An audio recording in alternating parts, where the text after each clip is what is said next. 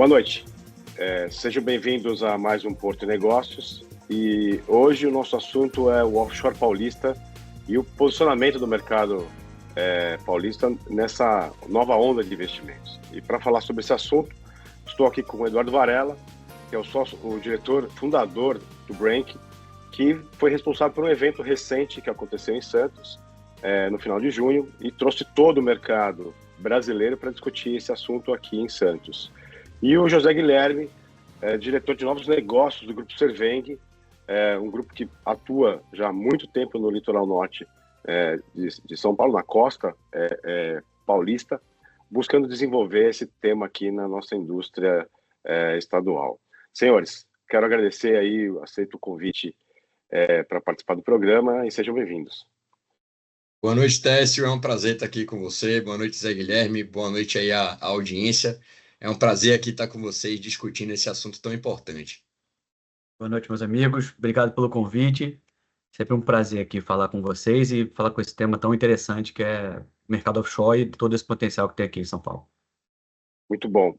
Bom, vamos começar pelo assunto que foi o provocador da discussão nesse semestre no mercado paulista, né?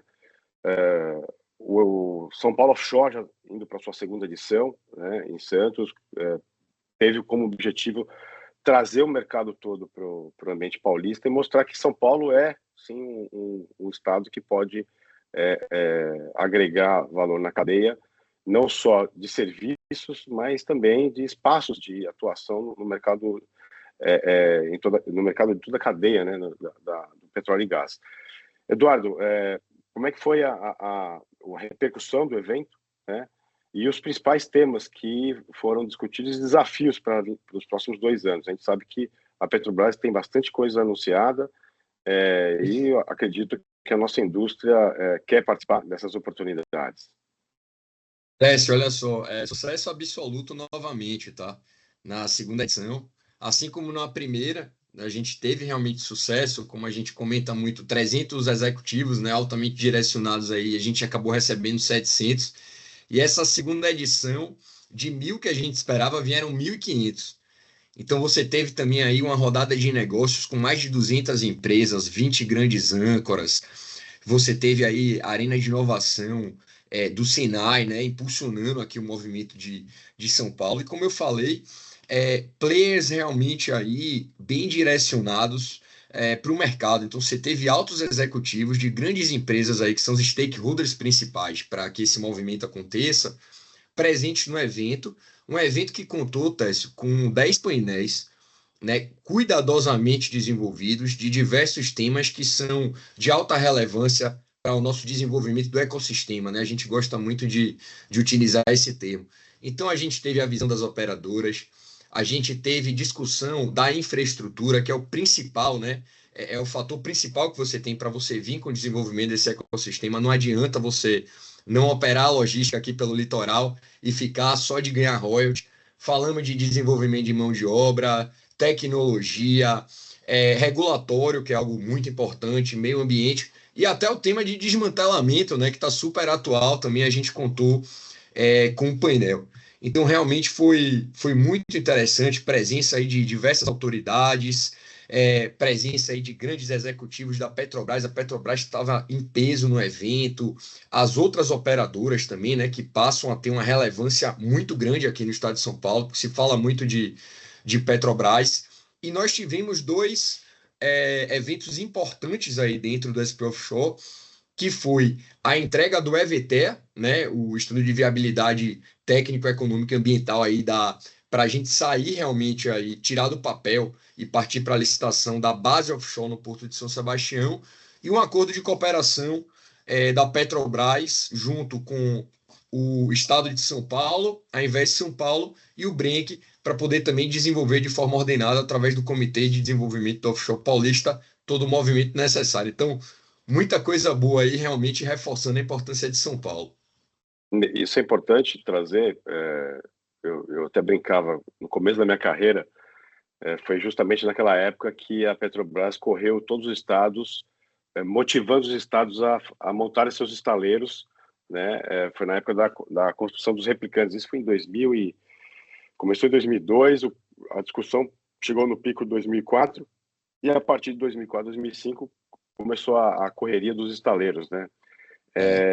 E São Paulo tomou a decisão, não, nós somos fornecedores de nave-peças para o Brasil, né? Ali eu acho que teve um erro de estratégia do Estado de São Paulo de poder ter desenvolvido, de fato, mais a indústria naval. Mas a gente fica feliz que esse renascimento da participação do Estado de São Paulo no Oil and Gas, ele surge aí com a tua iniciativa, já no segundo ano aí, chacoalhando o mercado e mostrando, ó, nós podemos, né? E aí eu quero puxar o José Guilherme para a conversa. O Grupo Serveng sempre olhou com carinho essa base de apoio offshore no litoral norte, né? Isso desde aquela época, eu tive a oportunidade de conduzir, né, o Porto de São Sebastião, numa época que tinha uma demanda forte pelo lançamento de gasodutos, né? Só para os nossos espectadores saber, por São Sebastião, nós lançamos quase 5 projetos de gasodutos a partir do porto. Fizemos construção de topsides de plataforma, né? E a gente talvez o nosso erro não tenha feito marketing dessas atividades lá atrás, mas mostrar que já teve essas atividades em São Sebastião com muito mais presença, e eu fico feliz aí dos senhores estarem resgatando esse potencial, né, de negócios. A gente sabe que foi feita essa doação do estudo, né, durante o Brank, e aí eu passo a palavra para o José Guilherme para ele apresentar um pouco do planejamento, né, da Serveng. Só para os nossos espectadores saberem, a Serveng ela tem uma grande área territorial na área de Caraguá, do lado, né, do Porto São Sebastião, e que pode abarcar grande parte dessas atividades da cadeia de suprimentos da cadeia de valor, né, do offshore. Zé, palavra contigo. Muito legal ter você conosco aqui, e eu quero ouvir aqui de vocês os planos e os potenciais, né, que a Fazenda pode oferecer para o Porto São Sebastião. E a gente sempre fala da palavra do binômio, né, da simbiose entre a área de Caraguá e uma extensa área e o Porto São Sebastião. Beleza, obrigado, meu amigo. Bom, a propriedade, né, a Serra Mar, ela tem 90 milhões de metros quadrados, fica em Caraguatatuba. Ela é a 7ª maior propriedade privada do estado de São Paulo, então uma área bastante grande, né? Sendo que, além desses 90 milhões de metros quadrados, dentro dela você tem hoje cerca de 48 milhões, que são áreas 100% antropizadas, né? Hoje, grande parte dessa área é usada para pasto, né? Então, é uma área que já está em uso, né? Já está antropizada. O Grupo Serveng é um grupo de 70 anos, né? 71, na verdade, agora. A gente sempre foi um grupo multinegócios, né? A gente teve viação, rodovias, construtora, desenvolvimento imobiliário. Hoje a gente tem um shopping em Caraguatatuba, o Shopping Serra Mar. E a gente sempre teve o Serra Mar ali, e a propriedade está com um grupo já há mais de 50 anos. A gente sempre teve um olhar ali para o desenvolvimento regional do litoral norte, né? Então, só a título de informação aqui, acho que é interessante destacar, em 2009 a Serveng doou um PMI para a expansão da rodovia do Tamoios, a nova Tamoios, com a construção da nova subida, né, duplicação do Planalto e a construção dos contornos, né, o contorno norte, que liga Caraguá hoje a Ubatuba, e o contorno sul, que liga Caraguá a São Sebastião, o porto de São Sebastião diretamente, né?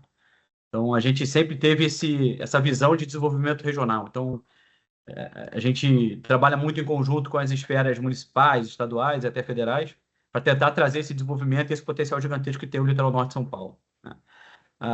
E por que a gente olha o óleo e gás aqui, né? Primeiro que a localização de São Sebastião e Caraguá é uma localização estratégica. Quando você olha para o mar, né? A gente é o ponto da costa mais próximo do centro de massa de produção da Bacia de Santos, e a Bacia de Santos representa hoje quase 80% da produção de óleo e gás do Brasil, né? Além disso, quando você olha para a terra, né, para a área de terra, você tem num raio de 250 quilômetros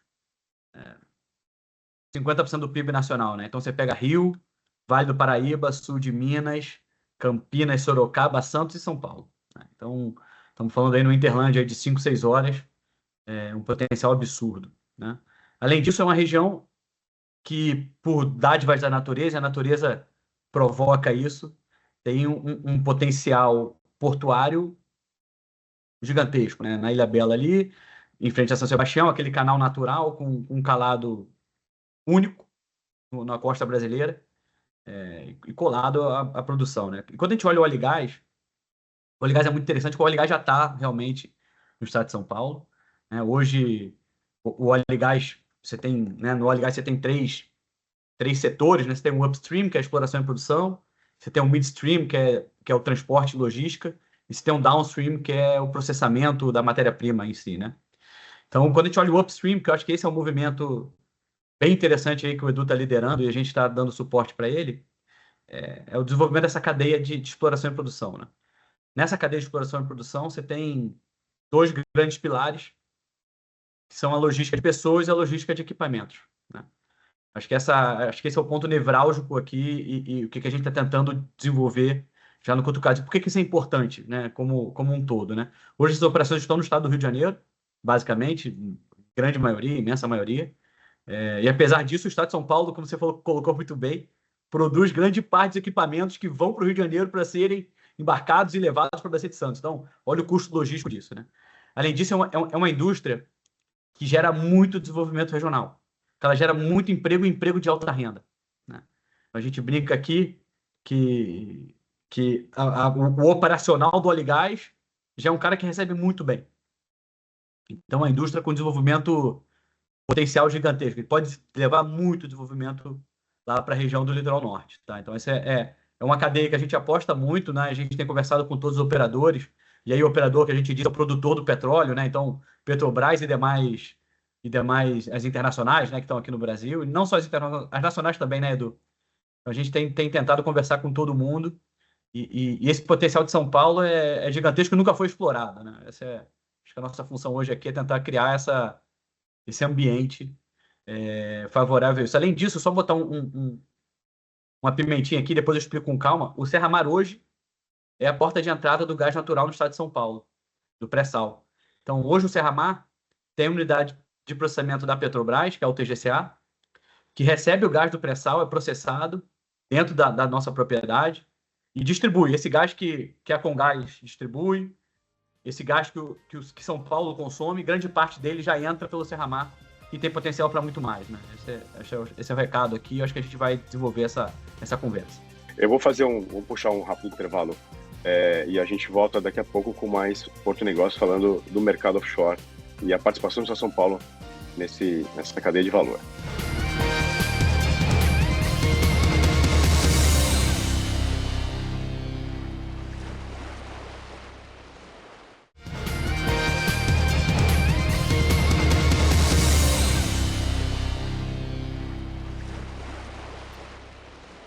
Boa noite, sejam bem-vindos ao segundo bloco do Porto Negócios, e o assunto de hoje é a cadeia de oil and gas e qual é a participação do Estado de São Paulo nessa cadeia de valor, né? Importante cadeia de valor. E para falar do assunto, estamos aqui com o Eduardo Varela, diretor fundador do Brank, que foi responsável pelo evento que aconteceu agora no mês de junho, aqui em Santos, para discutir toda essa cadeia com todos os players, sejam paulistas ou não. E o José Guilherme, diretor de novos negócios do Grupo Serveng, um importante grupo que atua no litoral norte de São Paulo, fruto aí de uma oferta, né, de estudos para o governo do estado para a implantação de uma base de apoio offshore no Porto de São Sebastião e, obviamente, o desdobramento dessa cadeia logística dentro do litoral norte, né? Senhores, a gente já fez uma abordagem bem ampla, né, de como foi o evento em Santos e encostamos até nos temas de desmantelamento e descomissionamento de plataformas. Continuando nessa cadeia, né, do que a indústria paulista, e aí colocamos toda a costa paulista, né, seja a Baixada Santista ou o Litoral Norte, como espaços de desenvolvimento desse negócio, né? A gente falou bastante no primeiro bloco que é uma atividade de capital intensivo, é uma atividade que tem empregos qualificados, né, e você eleva o nível de renda local quando você investe nesse tipo de atividade no litoral paulista. O pessoal do turismo fica um pouco preocupado, Zé, porque quando você leva o salário a patamares do oil and gas, o pessoal começa a olhar feio para a gente, dizendo: ó, vocês estão inflacionando o valor da mão de obra aqui na região e está ficando mais caro manter gente no turismo, né? Mas cada atividade econômica tem o seu espaço na cadeia de valor, e regiões bem estabelecidas diversificam as suas atividades econômicas, até mesmo porque o turismo de praia é um turismo focado mais no verão e nas datas festivas, né? E o resto do ano você precisa gerar a economia da região, e está aí a atividade portuária para mostrar isso, está aí a atividade de oil and gas para mostrar isso. Eu vou começar com o Zé Guilherme. Nessa doação, né, que foi feita para o governo do estado, e o governo do estado está analisando os estudos de viabilidade de uma base de apoio offshore no litoral norte, e para quem conhece, para quem mora no litoral norte, e para quem não conhece, vamos só desenhar. Você tem o Porto São Sebastião, tem toda aquela área de manobra para o serviço do ferry boat, né, da balsa entre São Sebastião e Ilhabela, e do lado você tem uma outra área, um braço ali de aterro, que muito tempo a prefeitura usou para inertes, enfim. Eu brinco que até os carros alegóricos ali do Carnaval de São Sebastião ficavam naquela área, né? O objetivo é transladar, né, a área da balsa, de manuseio, né, de manobra dos veículos e das balsas para essa área, né? E aonde é hoje a área de manobra do ferryboat, você instalar ali naquela área uma base de apoio. Como é que você enxerga que a fazenda possa trabalhar diretamente com essa base, né? Aí eu acho que é o conceito de, para cada metro quadrado na área primária, você demanda X metros quadrados distantes para você montar toda a cadeia de valor que está associada àquela atividade, e o impacto que isso pode gerar do ponto de vista de efeito renda, né? Não só em São Sebastião, mas em Caraguá também, valorizando a mão de obra do litoral norte como um todo. Eu entendo que vocês participaram, de certa forma, desse estudo, e eu acho que era bom a gente trazer aqui, apesar do estudo ainda estar na mão do governo do estado para análise, é bom a gente dividir com o nosso público esses pontos positivos, né, do que a nossa indústria pode trazer para a sociedade. Ótimo. Bom, a gente tem um monte de ponto aqui. Acho que o primeiro ponto que você trouxe sobre turismo, acho que tem um exemplo interessante aqui no Rio de Janeiro. Macaé e Rio das Ostras são vizinhos de Búzios, né? Búzios possivelmente é o principal polo turístico da região dos lagos no Rio de Janeiro, né? No estado do Rio. E Rio das Ostras e Macaé são um dos grandes polos de desenvolvimento da cadeia do gás, né? Então, sem dúvida, Rio das Ostras e Macaé ajudam o turismo em Búzios e fomentam o turismo em Búzios, né? Então, acho que trazer uma cadeia de tanta geração de valor e que tem muita responsabilidade social e ambiental, alavancam o turismo, não só o turismo de praia, mas também o ecoturismo, que tem um potencial gigantesco na região do litoral norte, né? Sobre a indústria, a gente, aqui no Grupo Serveng, entende essa cadeia como uma cadeia primordial do estado de São Paulo, né? Um estado que sempre ficou, entre aspas, de costas para o mar na questão do offshore, né, do oil and gas, sempre olhou. Nós temos a indústria metalúrgica, de prestação de serviço em geral, de construção, para esses equipamentos, mas nunca olhou para a logística, né? E a gente tem tentado, e aí com muito apoio do governo do estado, o governo do estado é um grande parceiro aí do Brenck e nosso nesse movimento, né, Edu? A gente botou como primeira fase desenvolver uma base de apoio offshore, né? Acho que, voltando ao ponto da logística, a logística do offshore é simples, né? Então, você tem no upstream, na exploração e produção, que é a hora que você está explorando o petróleo e produzindo petróleo, né, nessa parte da cadeia. Você tem duas logísticas, né? Você tem a logística de equipamentos, que é uma base de apoio offshore, uma base portuária, e a logística de pessoas, que é feita através de helicópteros. um aeroporto, um aeródromo. Dentro do upstream, esse foi o nosso principal foco. Como desenvolver esses dois pilares dessa cadeia, né? A gente estudou bastante o Porto São Sebastião. A gente é um defensor do desenvolvimento do Porto. O Porto de São Sebastião é um diamante bruto. Quando você olha, de novo, retroárea, antigamente o pessoal falava que o problema do Porto era um problema de funil, né? Você tinha um acesso muito ruim. Então, o funil era o acesso rodoviário. Então, com a nova Tamoios, com a construção dos contornos, esse funil virou. Hoje o funil está no Porto, né? E você tem um complexo de acesso rodoviário espetacular de primeiro mundo hoje, com a nova Tamoios e o contornos, né? Então, o desenvolvimento do Porto é uma demanda da sociedade. O Porto está ali para gerar desenvolvimento regional, gerar desenvolvimento da cadeia. E o óleo e gás entra nisso, né? Então, a gente sabe que tem um processo agora acontecendo no terminal atual, né? O SSB 01, que está em andamento, está com o ANTAC.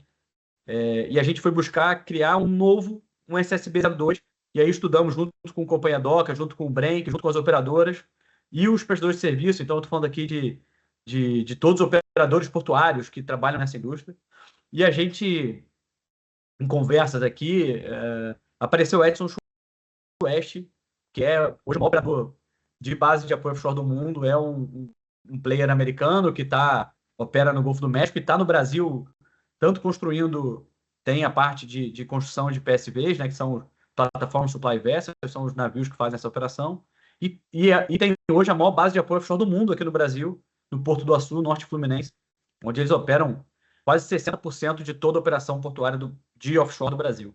Tá? Então, eles se mostraram super interessados e encamparam esse nosso objetivo de desenvolver uma base de apoio offshore no estado de São Paulo, dentro do Porto Sebastião. Então, com o plano do governo de agora, no médio prazo, né, de transportar a balsa, fazer uma nova operação de balsa mais moderna, na parte onde hoje a prefeitura ocupa, né, a prefeitura de São Sebastião ocupa, como o Tess colocou aqui, nesse aterro hidráulico, na parte mais a norte do porto, aquela área onde está a balsa iria ficar obsoleta.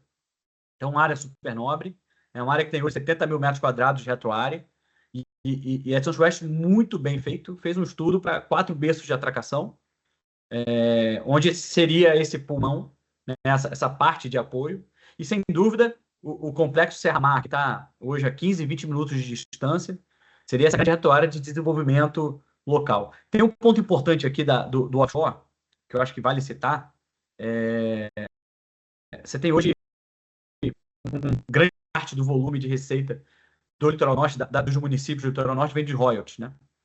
E quando você traz esse tipo de operação, né, base de apoio, o aeródromo, que eu vou falar um pouquinho mais na frente, você traz a possibilidade de aumentar o percentual de royalties recebidos pelos municípios. Então, você tem um aumento de arrecadação considerável aqui, né? Então, além desse desenvolvimento regional que você traz, geração de emprego, geração de renda e toda essa cadeia de criação de valor, você também tem um aumento de arrecadação não só pelo ISS, pelo ICMS gerado, pelos empregos e serviços prestados, mas também pela arrecadação de royalties, né?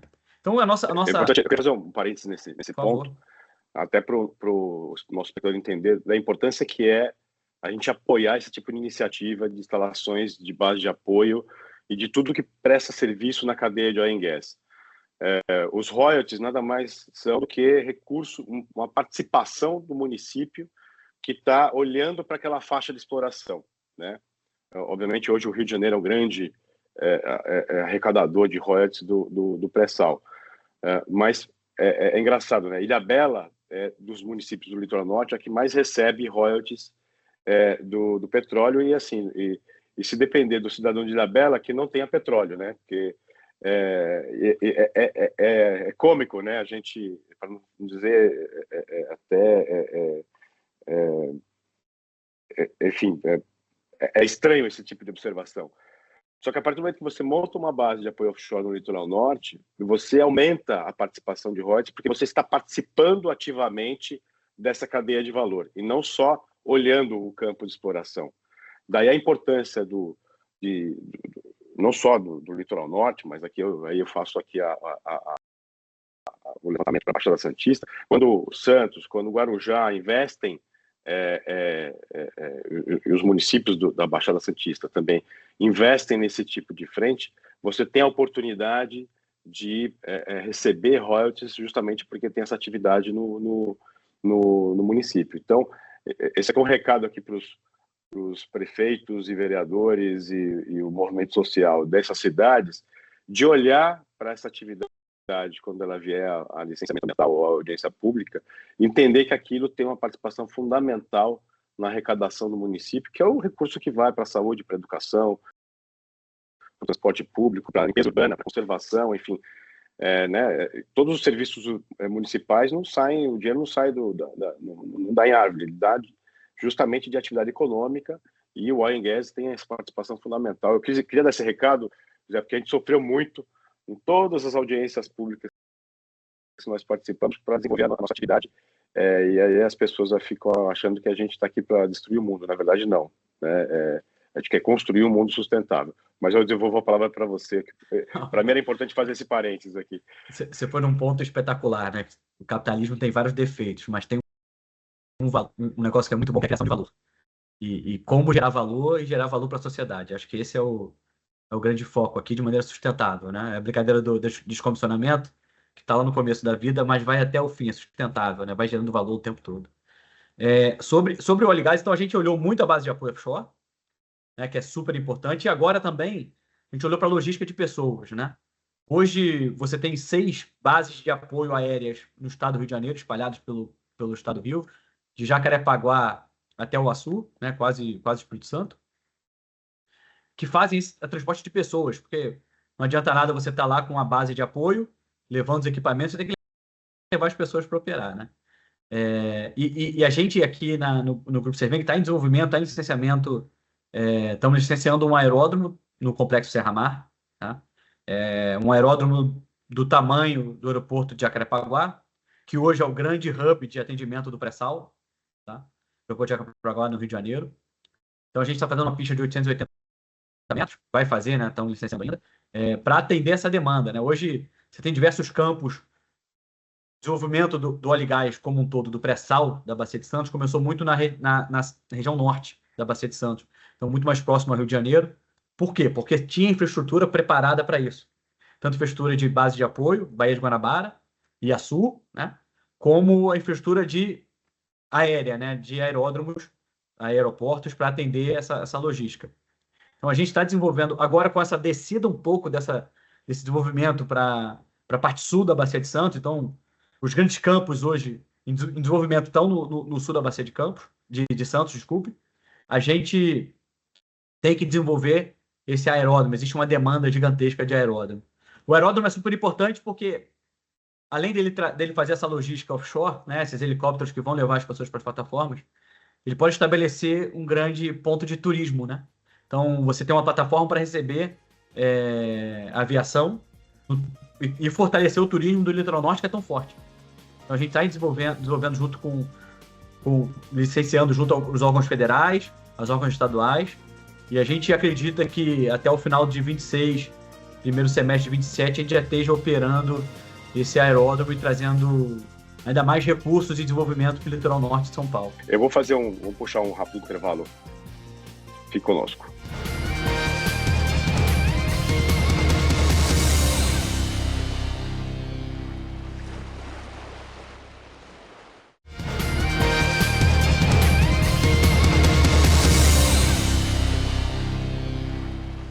Olá, estamos de volta para o terceiro bloco do Porto Negócios e você fica agora com Angelino Caputo e o Momento Árbitra. Momento Árbitra. Olá, pessoal. Vem aí, aqui no Porto de Santos, o maior terminal de contêineres da América Latina, o Tecon Santos 10. Os números desse terminal são gigantes. Sozinho, ele poderá movimentar até 3,5 milhões de contêineres, o que aumenta em 50% a capacidade do Porto de Santos. Serão mais de 620 mil metros quadrados de área e um cais linear de mais de 1.500 metros, capaz de receber, simultaneamente, até 4 navios containeiros dos mais modernos do mundo. É claro que um projeto dessa magnitude mexe com todo o setor e acirra um grande debate entre os interessados. Desde a primeira versão do edital dessa área, quando o projeto ainda era conhecido como STS-10, a Arbitrar levantou questões quanto ao modelo concorrencial no Porto de Santos após o leilão. Isso porque estudos contratados pela Arbitrar mostraram que se os grandes armadores pudessem assumir livremente a operação do terminal, eles poderiam intensificar o uso de uma prática conhecida como self-preference, onde eles atracam seus navios sempre que possível no seu próprio terminal, independentemente do valor dos serviços portuários cobrados pelos demais terminais. Depois de muitas discussões, audiências públicas e estudos, a Arbitrar acredita que o CAD, nosso competente órgão de controle da concorrência, já encaminhou a melhor sugestão para a ANTAC, responsável pela elaboração do edital. Não seria necessário proibir a participação dos armadores, apenas a adoção de uma regra de controle de concorrência nos primeiros 4 ou 5 anos do contrato, até que a demanda de carga no porto atinja patamares que permita a sobrevivência dos terminais independentes. Com isso, esperamos que o terminal seja licitado ainda em 2025, consolidando a posição do Porto de Santos como o maior da América Latina. Momento Arbitrar. Obrigado, Caputo. Estamos de volta aqui para discutir a importante cadeia de valor do óleo e gás. E para acompanhar essa entrevista, estamos aqui com Eduardo Varela, diretor fundador do Brenk, e José Guilherme, diretor de novos negócios do Grupo Serveng. Quando você tem setor privado discutindo com o setor público um planejamento de mudança territorial, um planejamento de mudança de cadeia de valor, você tem coisas que caminham no sentido correto, né? E preparar a mão de obra é fundamental. Eu já tive contato com vários projetos de infraestrutura de grande porte que a gente teve acabando de importar uma grande quantidade de mão de obra que você não tinha gente qualificada. Aliás, eu dei o exemplo no primeiro bloco de São Sebastião, construir módulos, né, topsides de plataforma. Chegou um momento que a gente não tinha soldador no litoral norte. E pasme, a gente fez lá o cadastro junto com a prefeitura para trazer todos os soldadores de portão, de serralheria que tinha no litoral norte, para treinar eles para a solda naval, né? E mesmo assim, faltou soldador, né? Eu estou dando um exemplo pequeno, né, de um pequeno ofício que tem nessa cadeia de indústria, e que é um ofício que toda cidade tem o seu serralheiro, né, para fazer uma janela, uma porta, um portão, enfim, do quanto que a sociedade, a comunidade tem que se preparar para esse assunto, né? O Técio, se você me permite só claro. Um gancho aí, você está falando, né, de um passado, né, importante. Olha só, já sofreu lá atrás. Eu estou aqui no Rio de Janeiro, estou visitando alguns clientes, inclusive empresas, né, majors. Aqui tivemos algumas reuniões com empresas que a gente está levando para São Paulo, né, para desenvolver esse ecossistema. Cara, é uma empresa grande, tá, de construção, montagem, manutenção industrial, acabou de ganhar um contrato enorme de um bi com a Petrobras, tá, aí em Santos. Inclusive abriu um escritório em São Vicente, tá, porque o contrato, né, todo tramitado por aí. E aí eles anunciaram, inclusive na SP Offshore, 300 vagas, testes imediatas. Eles vão precisar empregar 1.400 pessoas aí na Baixada. E eu estava ontem com o departamento dessa empresa, né, da parte de desenvolvimento de mão de obra profissional. Eles lançaram agora, há poucas semanas, tá, alguns cargos que eles precisavam. Montador de andaime. 160 vagas eles estavam precisando. Lançaram. Sabe quantas eles conseguiram cumprir? 16. Quer dizer, cara, a gente tá realmente aí atacando com tudo que a gente pode. Tem muita oportunidade, né? Muita oportunidade. Então é preciso realmente aí uma mobilização de todos. Não dá para jogar a conta no governo, para esperar que o governo realmente faça. Então, a gente está montando aí, através de comitê, através de ações que a gente faz em conjunto, com a própria Serveng também, aí com o Zé, que ajuda bastante nisso daí, pessoal de Senai. E quem quiser embarcar nessa onda, realmente aproveitar, o momento é agora. Eu fico feliz com esses anúncios. a gente vai colocar o teu contato no GC aqui do programa, e para poder as pessoas acessarem o Brenk e entenderem como elas podem participar desse processo, né? Seja entes públicos, prefeituras, né? A gente sempre tem um secretário de desenvolvimento econômico que é empreendedor e quer fazer a diferença no seu município. Isso vale, obviamente, para qualquer município do estado.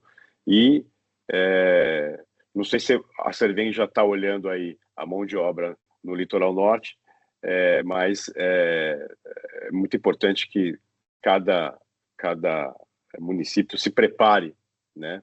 E eu queria fechar aqui com o microempreendedor, né? A gente falou da mão de obra. Você tem um pequeno empresário que pode participar dessa cadeia, né? Aí eu quero franquear a palavra para o Zé Guilherme, né? Para quem não sabe, o Zé Guilherme passou pelo Porto do Açu, passou pela Prumo, teve uma passagem na área de oil and gas lá, no desenvolvimento do cluster. E como é que você pode trazer aqui a mensagem de como o pequeno empreendedor pode participar dessa cadeia, né? E aí nós estamos falando de pequenas empresas que têm 4, 5 funcionários, que são demandados para prestar serviço, e é importante isso, porque esse pequeno a gente acaba esquecendo da cadeia, ele talvez seja o ponto mais importante, que dá capilaridade e volume, né? Como o Edu trouxe aqui, 160 montadores de andaime, eventualmente você pode trocar e fazer metade com o pessoal próprio e outra metade com o terceirizado prestando esse serviço, né? Fazendo esse blend entre terceirizados e mão de obra direta.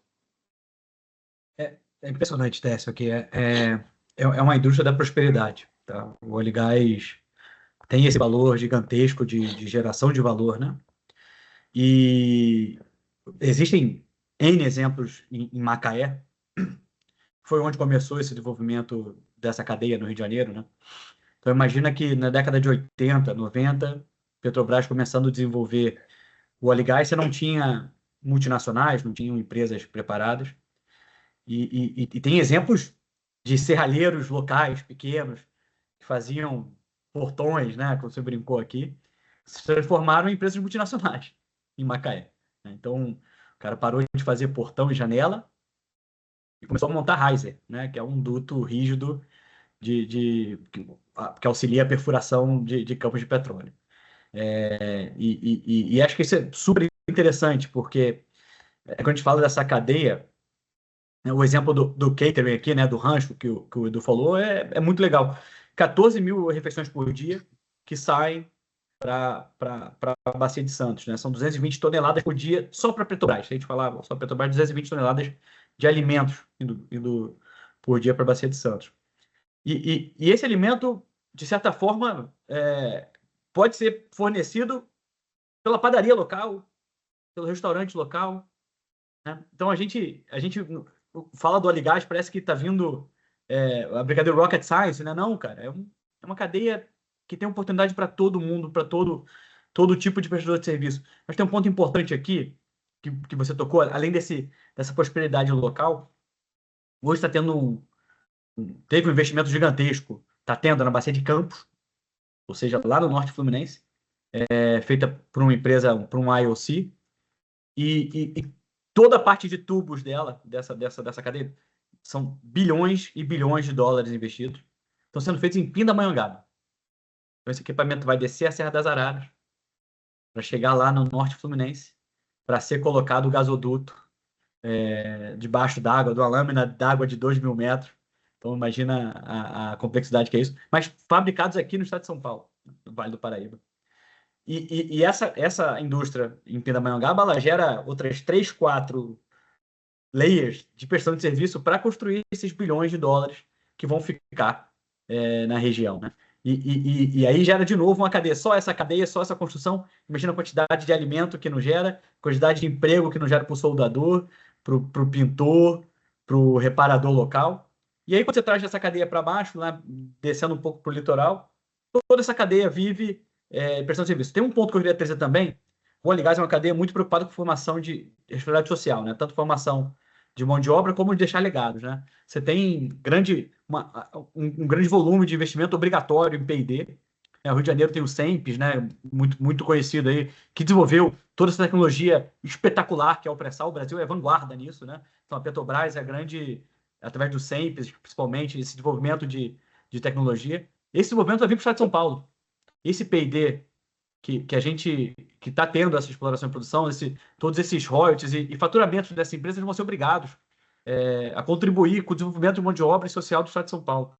Então, aqui o nosso acionista tem um grande sonho, a gente tem uma área reservada no nosso complexo para ter um SEMPES, entre aspas, no estado de São Paulo, né? Dentro do complexo Serra Mata.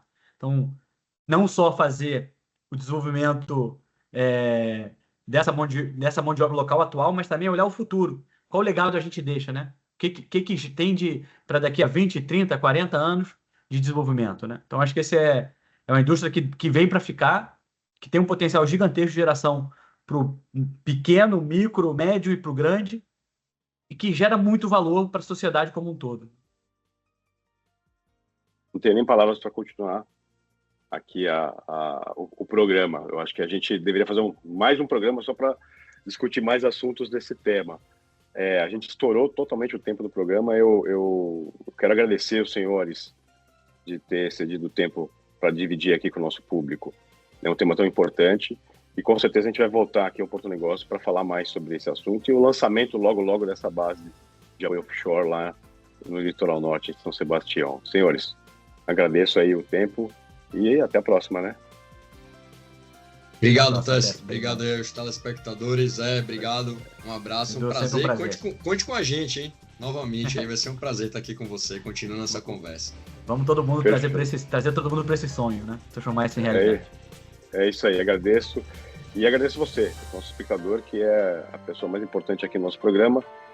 E o Porto Negócio fica por aqui e a gente espera você na próxima quinta-feira aqui, nesse mesmo horário, aqui no Porto Negócios. Até mais.